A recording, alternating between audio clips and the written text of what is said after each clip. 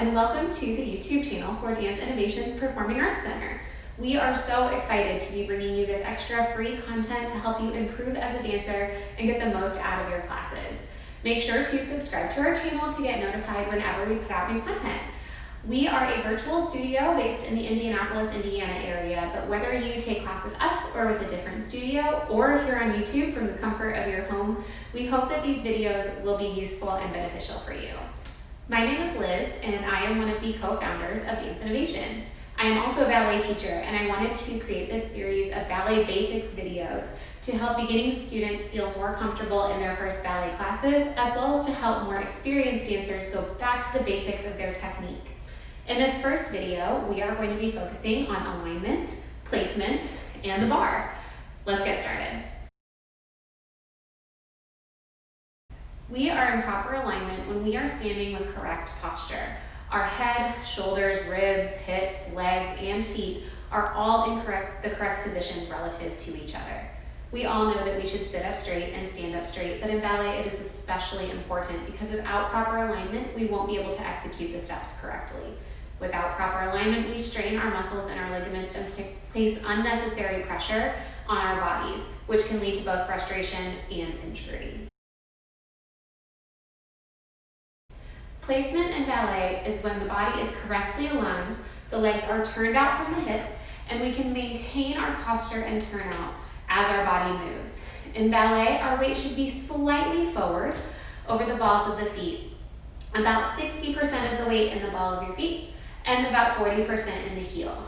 When we are standing with proper alignment and placement, we should be using the least amount of muscular effort to stand upright. The abdominal muscles should be switched on, but there should be no muscular strain in our bodies. Let's work through our alignment slowly, beginning with the feet. Stand in a parallel position with your feet directly under your hips. Make sure the feet are relaxed, the toes are flat on the floor, we're not crunching our toes up, and press the 5 toes into the floor. Now, imagine you've got 3 points on your feet, 1 on your big toe, 1 on your pinky, and 1 on your heel. Press those 3 points into the floor and lift your arches up so that your feet are not pronating. Straighten your knees by lifting the kneecaps up toward the hips, not locking your knees backwards. Take a demi-plie and ensure the knees track directly over the toes. Straighten your knees again, lifting the kneecaps up and lengthening the thighs. The pelvis is our center of gravity and should remain neutral. We don't want it to be pushed back or tucked under. Imagine the bowl of your pelvis like a soup bowl from which you don't want to drop to spill. To check the position of the pelvis, place one hand on your lower abdominal muscles and the other hand on your lower back. The front hand should be perpendicular to the floor, so your abdominal muscles should be switched on. The hand on your back should be nearly perpendicular to the floor. However, because of the curvature of your lumbar spine, it won't be perfectly perpendicular. Think about having puppet strings attached to the front point of your hip and keeping those puppet strings nice and taut. We want to keep the natural curvature of our spine, but don't try to exaggerate it in any direction. Keep your rib cage soft and closed. Breathing should remain normal, and at no point should you feel that you are forcing the rib cage forward. The ribs should be stacked directly on top of the hips. Lift your shoulders up and hold them there for several seconds. Then release and drop them down. The shoulder blades should be resting downwards and the back should be flat. The shoulders are down but not pulled back. Again, there should be no muscular tension. The neck should be long and an extension of your spine with your head resting lightly on top. The chin should not be pressed forward or pulled back. Because we spend so much time with our head pushed forward, either working on the computer or looking at a phone, often our head is too far forward and it feels normal. If you think about pulling your ears slightly back, your head will be in a better alignment and your neck muscles will start to release. We always want to keep the chin parallel to the floor and the eyes forward. As I work through my ballet class, I am constantly going through each part of my body and checking its alignment as I do my combinations. I find that it really helps me stay focused on what is really important and keeping my technique very pure.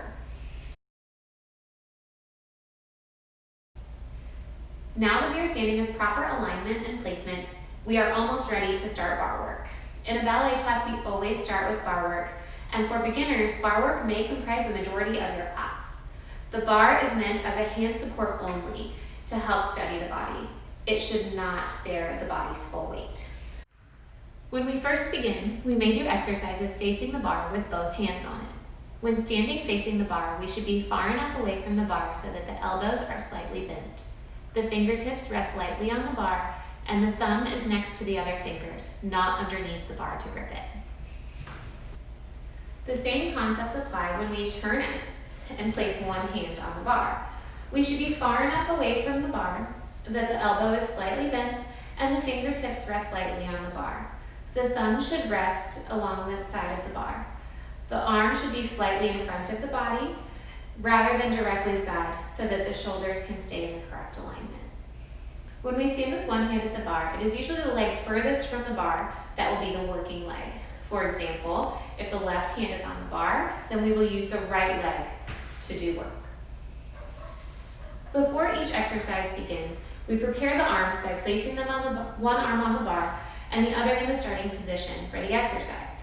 For beginner exercises, I like to take the other arm to either the hip or the shoulder.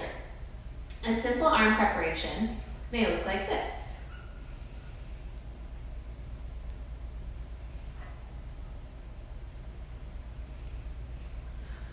We do the preparation on the introduction to the music, and the corresponding counts are usually 5, 6, 7, 8, with the exercise beginning on count 1.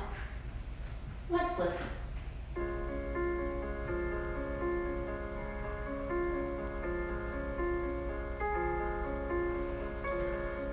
When your teacher gives the combination, he or she may demonstrate the preparation that they prefer. Other times, the instructor may jump right into the combination. In those cases, you should still begin with both arms in fifth en bas and prepare the arm to the starting position given by your instructor. At the end of each exercise, the arm should return to fifth en bas, and the exercise is finished with poise before turning to the other side, like this.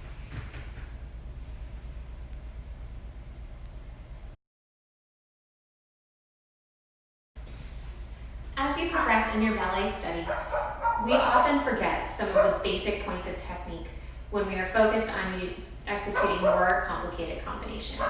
Here are some of the corrections that I usually give when it comes to alignment and a bar. Sometimes, in an attempt to execute more complex combinations, our alignment suffers, specifically on the supporting side. We sink into the hip instead of pulling up and out of it to keep our posture correct. Realign your shoulders, ribs, and hips to keep your posture throughout the exercise. Jutting the ribs outward and opening the rib cage happens when we lose alignment in our torso.